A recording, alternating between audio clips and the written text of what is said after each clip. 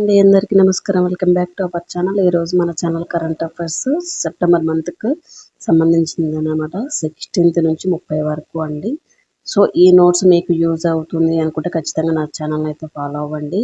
Me friends and family members కూడా video అనేది share చేయండి. సో ఎలాంటి కాంపిటేటివ్ ఎగ్జామ్స్ కానీ ఎంట్రన్స్ ఎగ్జామ్స్ కానీ ప్రిపేర్ అయ్యే వాళ్ళంటే ఖచ్చితంగా ఈ నోట్స్ అయితే యూజ్ అవుతుందని నేను అనుకుంటున్నాను. సో ముందుగా ఈరోజు మన ఛానల్లో ఫస్ట్ బిట్ వచ్చేసి, ఇటీవల ఏ దేశం కృత్రిమ మేధస్సు సాంకేతికలను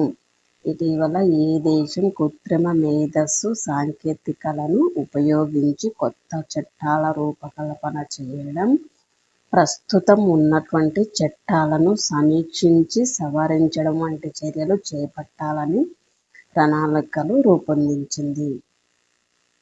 ఇటీవల ఏ దేశం కృత్రిమ మేధస్సు సాంకేతికలను ఉపయోగించి కొత్త చట్టాల రూపకల్పన చేయడం, ప్రస్తుతం ఉన్నటువంటి చట్టాలను సమీక్షించి సవరించడం వంటి చర్యలు చేపట్టాలని ప్రణాళికలు రూపొందించింది?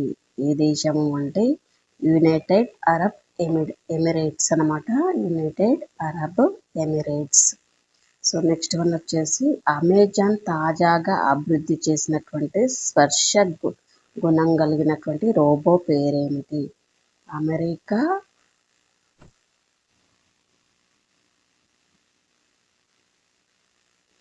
అమెజాన్ తాజాగా అభివృద్ధి చేసినటువంటి స్పర్శ గుణం కలిగినటువంటి రోబో పేరేమిటి అంటే వల్కన్ అండి. వల్కన్ అనే రోబోనైతే అది తయారు చేసిందంట. సో అదైతే స్పర్శనైతే కలిగి ఉంటుందంట. సో అమెజాన్ కంపెనీ స్పర్శ గుణం కలిగినటువంటి రోబోను విడుదల చేసింది. అయితే ఇది వర్క్ ఏంటి అంటే గోదాంలోని సరుకులను ఎత్తడం, దింపడం, పట్టుకోవడం వంటి పనులు చేస్తుందన్నమాట. సో దీని వర్క్ అన్నమాట. వల్కన్ అయితే గోదాంలో ఉన్నటువంటి సరుకులను ఎత్తడం, దింపడం, పట్టుకోవడం వంటి పనులు చేస్తుందన్నమాట. సో నెక్స్ట్ వన్ వచ్చేసి, metabolic dysfunction associated steatohepatitis MASH అనే వ్యాధి మానవ శరీరంలో ఏ అవయవానికి వస్తుంది? మెటబాలిక్ డిస్ఫంక్షన్ అసోసియేటెడ్ స్టీటోహెపటైటిస్ అంటే MASH అనే వ్యాధి మానవ శరీరంలో ఏ అవయవానికి వస్తుంది అంటే కాలేయంకి వస్తుందండి. ఈ వ్యాధి ఫ్యాటీ లివర్ డిసీజ్ అనే కాలేయ సంబంధిత వ్యాధి ముదరడం వల్ల వస్తుందన్నమాట.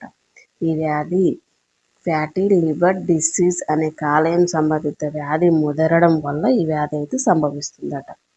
సో నెక్స్ట్ వన్ వచ్చేసి, భారత్లోని ఏ బ్యాంకులో జపాన్ దేశానికి చెందినటువంటి సుమిటోమో మిట్సై బ్యాంకింగ్ కార్పొరేషన్ 20% వాటా కొనుగోలు చేస్తుంది?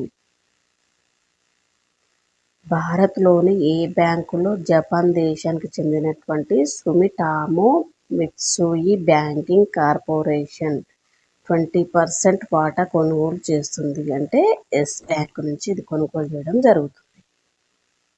నెక్స్ట్ వన్ వచ్చేసి, 2025 మే 7న ఢిల్లీలోని రాష్ట్ర దౌత్య కార్యాలయం వద్ద 2025 మే 7న ఢిల్లీలోని రష్యా దౌత్య కార్యాలయం వద్ద భారత రాజకీయవేత్త ఒకరి స్మారక చిహ్నాన్ని అయితే ప్రారంభించారు. ఆ వ్యక్తి ఎవరు? 2025 మే 7న ఢిల్లీలో ఉన్నటువంటి రష్యా దౌత్య కార్యాలయం వద్ద భారత రాజకీయవేత్త ఒకరి స్మారక చిహ్నాన్ని అయితే ప్రారంభించారంట. ఆ వ్యక్తి ఎవరు? బిజు పట్నాయక్ యొక్క చిహ్నాన్ని అయితే అక్కడ ఏర్పాటు చేయడం జరిగింది. సో ఎందుకు అంటే రెండవ ప్రపంచ యుద్ధ సమయంలో మిత్ర దేశాల పోరాటం జరుగుతున్నప్పుడు ఇండియన్ ఎయిర్ ఫోర్స్ విమానాల ద్వారా పలుసార్లు స్టాలిన్గ్రాడ్లో రష్యా సైనికులకు సరుకులు రవాణా చేశారు. సో అందువల్ల ఆయనకు గౌరవ సూచకంగా ఈ స్మారక చిహ్నం ప్రారంభించడం జరిగింది. ఒకసారి కేర్ఫుల్గా చదవండి. రెండవ ప్రపంచ యుద్ధ సమయంలో మిత్రదేశాల పోరాటం జరుగుతున్నప్పుడు ఇండియన్ ఎయిర్ ఫోర్స్ విమానాల ద్వారా పలుసార్లు స్టాలిన్గ్రాడ్లో రష్యా సైనికులకు సరుకులు రవాణా చేయడం వల్ల ఆయనకు గౌరవ సూచకంగా ఈ స్మారక చిహ్నాన్ని అయితే ప్రారంభించడం జరిగిందంట. నెక్స్ట్ వన్ వచ్చేసి సోవియట్ యూనియన్ కాలం నాటి అంతరిక్ష నౌక ఏ గ్రహంపై దిగే లక్ష్యంతో పంపించడం జరిగింది. అయితే 2025 మేలో ఆ లక్ష్యం సాధించకుండానే భూమి మీద కూలిపోయింది. సోవియట్ యూనియన్ కాలం నాటి అంతరిక్ష నౌక ఏ గ్రహంపై దిగే లక్ష్యంతో పంపించడం జరిగింది. అలా లక్ష్యాన్ని ఛేదించకుండానే 2025 మేలో భూమి మీద కూలిపోయిందంట. సో అది ఏ గ్రహము అంటే శుక్రగ్రహం అనమాట. ఎలా అంటే కాస్మోస్ 482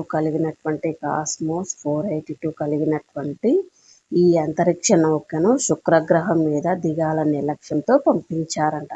సో అయితే అది 53 ఏళ్ల పాటు భూకక్షలో తిరుగుతూ చివరకు 2025 మే నెలలో అయితే నేల మీద కూలిందంట. అంటే 53 సంవత్సరాల పాటు అది భూమి కక్షలో తిరుగుతూ ఈ ఇయర్ మేలో అయితే నేల మీద కూలిపోయిందంట. దానికి గల రీజన్స్ ఏంటి అనేవి మనకైతే తెలియదు. సో ఇది అన్నమాట. నెక్స్ట్ వన్ వచ్చేసి స్టార్టప్ సంస్థలకు రుణ గ్యారంటీ పథకం కింద రుణ గ్రహీతలకు ఇచ్చేటటువంటి రుణాలపై ఎంత మొత్తం వరకు సీలింగ్ లేదా పరిమితి విధించారు. స్టార్టప్ సంస్థలకు రుణ గ్యారంటీ పథకం కింద రుణ గ్రహీతకు ఇచ్చేటటువంటి రుణాలపై ఎంత మొత్తం వరకు సీలింగ్ లేదా పరిమితి అయితే విధించారు. అంటే 20 కోట్ల రూపాయల వరకు అయితే పరిమితి విధించారంట. సో ఇది అండి ఈరోజు మన ఛానల్లో కరెంట్ అఫైర్స్. సో ఏంటి అంటే ఇక్కడ ఫస్ట్ క్వశ్చన్ అయితే అర్థం చేసుకొని చదవండి. చదివితేనే మనకు ఆన్సర్ అనేది చేయగలుగుతాము. అంతేకాకుండా ఇక్కడ ఈజీగానే ఉంటుంది. మనం ఇక్కడ చదివేటప్పుడు మనకు ఆన్సర్ గుర్తుండిపోయినట్లే అనిపిస్తూ ఉంటుంది. బట్ మనం ఎగ్జామ్ సెంటర్లోకి వెళ్ళిన తర్వాత అదా ఇది అన్నట్టు డైలమాలో పడిపోతూ ఉంటాము. కాబట్టి కేర్ఫుల్గా ఇక్కడే చదువుకోండి. సో కరెంట్ అఫైర్స్ అయితే ఏ కాంపిటేటివ్ ఎగ్జామ్స్కైనా ఎంట్రన్స్ ఎగ్జామ్స్కైనా యూజ్ అవుతుంది కదా. సో ప్రిపేర్ అయ్యే వాళ్ళు ఉంటే మాత్రం ఖచ్చితంగా నా ఛానల్ని అయితే ఫాలో అవ్వండి. మీ ఫ్రెండ్స్ అండ్ ఫ్యామిలీలో కానీ ఎవరైనా ప్రిపేర్ అయ్యే వాళ్ళు ఉంటే వాళ్ళకు కూడా ఈ వీడియో అనేది షేర్ చేయండి. Thank you all of you. Keep watching.